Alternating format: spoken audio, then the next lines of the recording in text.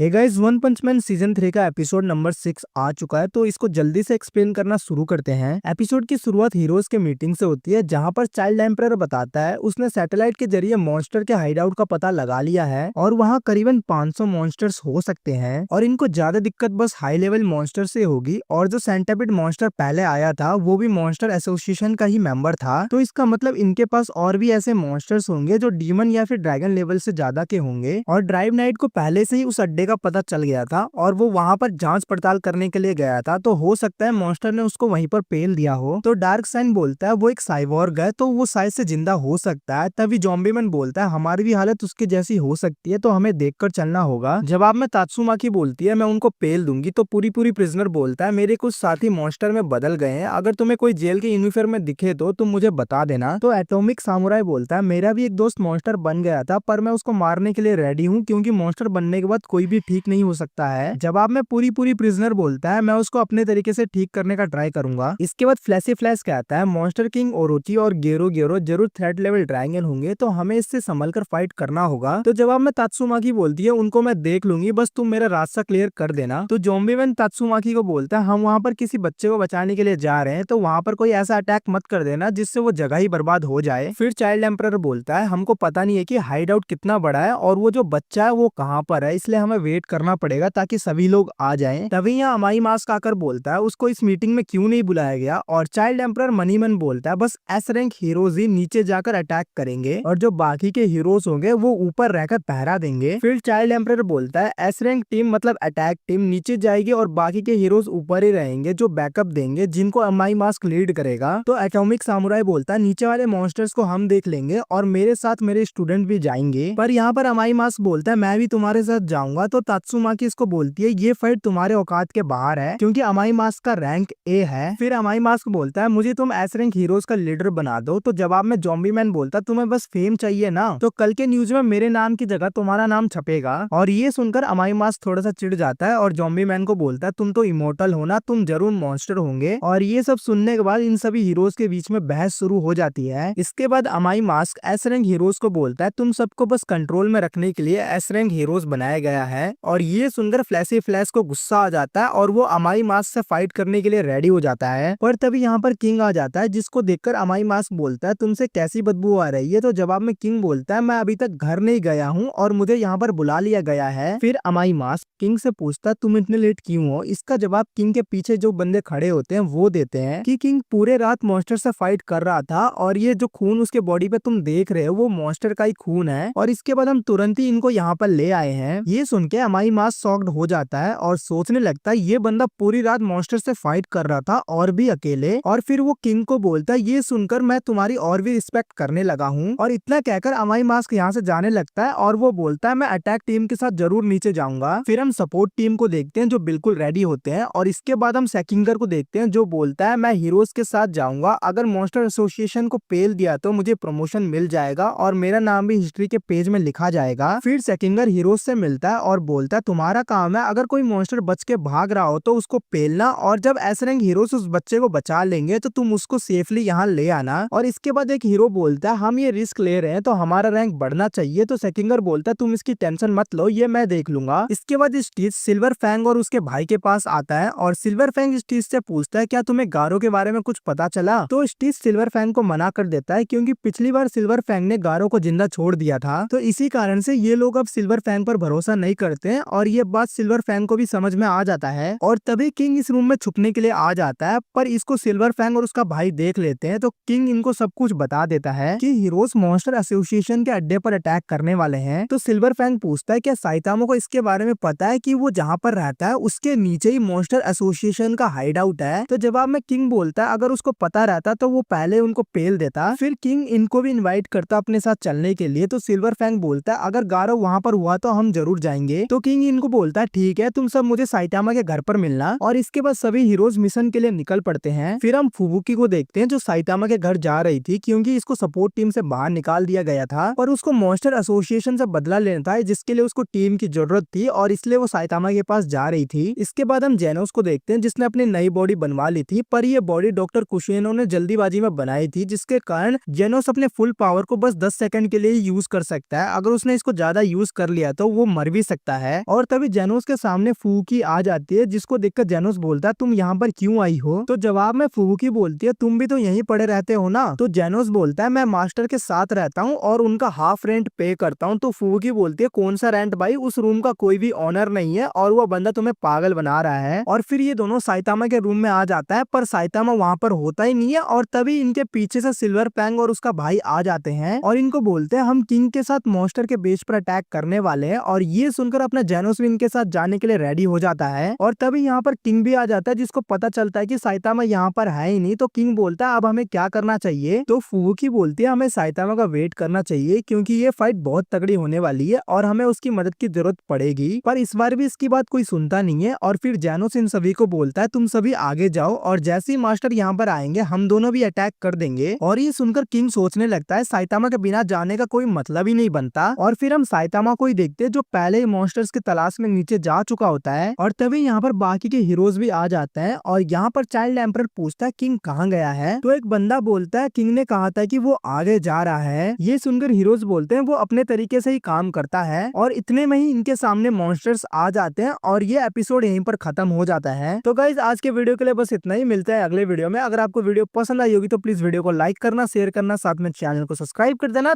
Thank you guys.